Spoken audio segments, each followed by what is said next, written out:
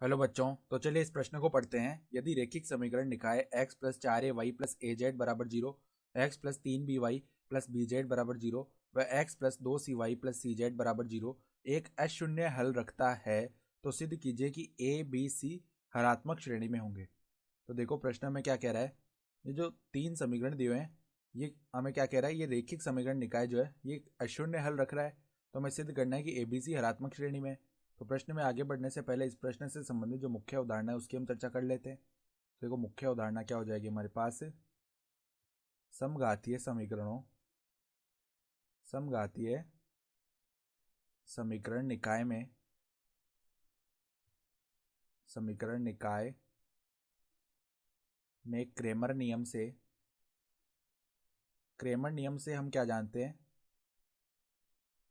अशून्य हल के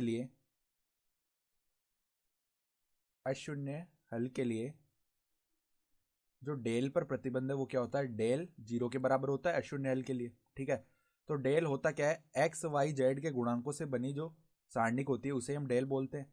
तो यहाँ पर भी ये अशून्य हल के लिए बोल रहा है, तो डेल को हम जीरो कर देते हैं।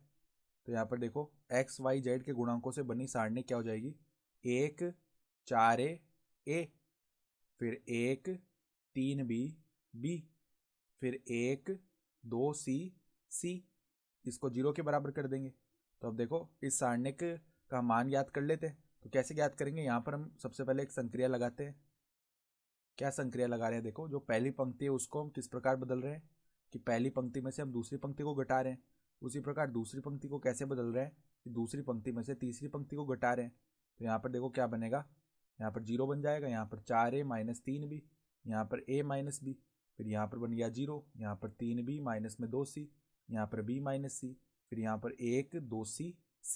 ठीक है, और ये किसके बराबर है, जीरो के बराबर। अब हम क्या करते हैं, पहले स्तंभ के अनुदिश इस सारणिक का प्रसार कर लेते हैं। तो देखो क्या बनेगा, b माइनस सी गुणा होगा 4a-3b से। तो b माइनस सी गुणा होगा 4a-3b से, माइनस में यहाँ पर 3b माइनस 2c गुणा होगा a माइनस बी से। तो 3b माइनस 2c गुणा होगा a माइनस बी से, और ये जीरो के बराबर आएगा। तो देखो गुणा कर लेते हैं, तो 4ab माइनस में 3b स्क्वायर माइनस में 4ac और प्लस में 3bc माइनस में यहाँ पर क्या बनेगा, 3ab minus 3b square minus 2ac plus में 2bc बराबर में आ गया जीरो के। ठीक है, तो अब देखो यहाँ से इसको आगे हल करेंगे हम। तो 4ab minus 3b square minus 4ac plus में 3bc, इस ब्रैकेट को खोलते हैं तो माइनस का 3ab प्लस में 3b स्क्वायर प्लस में 2ac माइनस का 2bc बराबर जीरो है। तो देखो 4ab माइनस 3ab कितना हो गया, ab। ठीक है, तो पहले तो आ गया ab, फिर देखो माइनस 3b स्क्वायर से ये प्लस का 3b स्क्वायर जीरो हो गया। फिर देखो माइनस 4ac प्लस 2ac कितना हो जाएगा, माइनस का 2ac।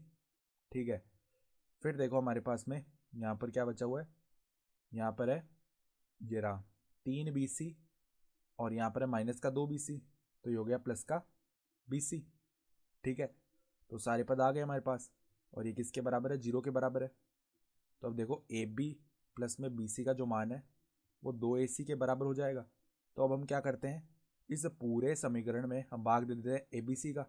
तो ab बट्टा में abc प्लस में bc बट्टा में abc बराबर में 2ac बट्टा में abc।